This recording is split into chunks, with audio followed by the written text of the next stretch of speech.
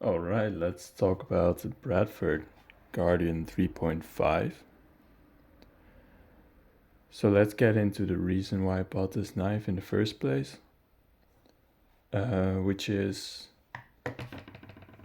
that I wanted an EDC fixed blade or a camping or hiking backpacking knife, and I just couldn't decide what kind of size I wanted, and I looked for popular models, which then the Bradford Guardian 3.0 seemed to be the most popular for an EDC kind of fixed blade. But I realized looking at the dimensions that the handle of the 3.0 is way too small for my hands. Now, it's about 10 centimeters, my palm, which did not measure out with the 3.0. And here, it's around 10.5, 11, which is, let's see, around 4.25 inches, which for me is perfect, since the handle skills alone seem to be the width of my palm in hammer grip, but I have a bit more space left, and this little bit of space allows me to comfortably hold it in saber grip, and in which saber grip shifts the tip of your fingers more down the handle. And this is just beautiful. The jimping lines up exactly where my thumb ends up. The choil, perfect geometry. It's just perfect in every way, and I was so happy I looked twice. I did my research on what knife to buy for this role. It's nice and thick as well, which buying the m390 version, I was a bit concerned with chippiness. However, the saber grind version is so thick up until the tip that I think you can kind of use and abuse this knife without worrying too much about it chipping. M390 also because I live in a humid country with a lot of rain. And micarta skills because when it's wet, it's supposed to be more grippy. That's what they said anyway. Now, let's compare it to a popular knife that I by chance have. Spyderco Paramilitary 2. And a smaller knife like the Urban EDC Supply. Let me just line these up.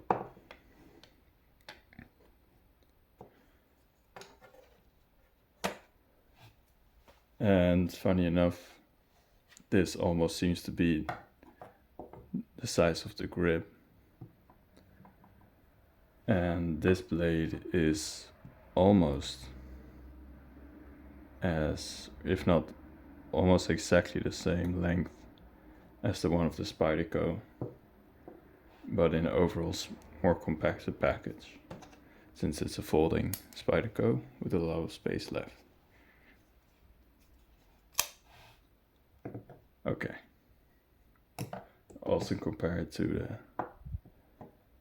Olight S2R Baton 2, which for me is also a guide as to what I need for a minimum handle for a fully functional knife anyway. And yeah, so I'm super pleased with this knife. I love everything about it. I love the jimping, the thickness. Of course, just this alone is worth it in my opinion. The grip. It came really sharp, which I noticed in a painful way. And I love the finish, this kind of tumbled, slight stone washy finish. I don't really see on other knives that much. I think it looks very great and hides some scratches, which I already have. Then the finish on the spine is also very unique and interesting, as it looks like rind marks, but yet after being tumbled it's not catching or sharp, but it has a bit of texture, which goes all over the handle. It does have a big logo kind of thing here, engraved I think, and here as well, brand logo and the steel. Yep. So for me this knife costs around 180 euros if I remember correctly, and when I just got it out the box it came with this sheath, and I took it out like this, looked at it, put it back in, and stabbed my hand around here without any hard pushing, like just the way I did it just now. It went through the sheath, probably between some layers, and stabbed me in my hand right here, like a bit. Then I was like, oh shit, this sheath is shit. And I looked and tried to fix it multiple times. I super glued it. I even had a piece of metal glued. I got pins in there to keep the leather together. And I realized the sheath is simply shit in many ways. The quality is shit. The retention was shit. And it almost feels like this whole, this whole wet molding is on a different knife. Like you can see like the choil, not like the handle choil of the K1S or Southpaw. Like, I know they don't make those knives, but like it looks like one, like something like that, of a different knife altogether. Same with the blade shape, it just doesn't match up in my opinion. Which I thought maybe they gave me a wrong sheath, whatever, but still the quality was so bad that it stabbed me through the sheath. Then I didn't carry the knife because the sheath wasn't trustworthy in any way, and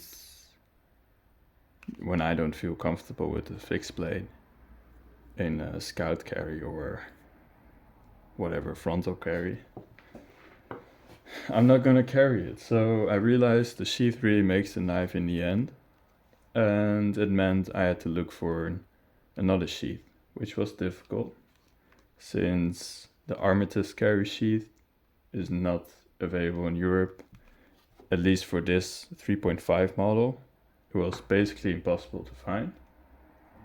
Then I somehow find this Kydex sheath on eBay, which, I mean, it's my first Kydex sheath because I was more of a pocket knife guy, and it clicks, and it was super tight at first, and it still is quite tight, and I wouldn't say it's the best sheath, but at least I could carry it now. And it came with this, I believe it's called Tack Lock Ulti-Clip thing, I forgot the name, which I can also adjust to the belt I'm wearing, and I can easily take it off and on off of my belt without having to look through this whole thing. So that made me carry the knife and experience the knife the way I originally wanted to. And so that's the thing, it's the perfect knife for me. It's about as small as I can go, handle wise. And other than the sheath, it's great. But when you buy this knife, you basically have to buy another sheath, which sucks. So it's a real contrast between quality in the sheath and the knife itself. So why do I have this knife? Well, I just wanted to have a fixed blade in the first place, an EDC fixed blade. But I soon realized why having a fixed blade can be a bit nicer in some cases than a pocket knife. And the first real reason is, of course, it's more sturdy and rigid and solid compared to any pocket knife, since it's a full tang steel blade. And it just requires less fine motions and actions. In this case, simply pulling it out, putting it back in, and this I have to get out of my pocket, flick open, and with the lock and everything, which of course is not difficult in normal circumstance, but where I found it to be very handy is in when your hands are freezing. So I worked at this bike company in the Netherlands that rents out bikes with I call them bucket bikes, but it's a bit like where you can put your kids in front, bring them to school, or you can put other stuff in. You can rent them out and they're electric. And I would swap the batteries, and I would have to navigate to the stations. So I couldn't really wear gloves in the winter because I'm constantly in need of using my phone, and those touchscreen gloves are never that useful in my opinion. And sometimes there were zip ties or other things that I had to cut on the bike, so I needed my knife. And guess what? Around the time I got this, I started getting cold in winter, and I needed to carry this knife because my fingers could not move enough to comfortably open this one. And that is why I started using this one, and it made it so much easier because it's just, you can kind of primitively grab it, get it out, and get to work. So that's my main reason I have this one, is more for colder, wet winter days instead of the more refined pocket knife. And plus it just feels badass. But that's it. I'll keep it short, if this is short in any way. You have a blessed day. Bye bye.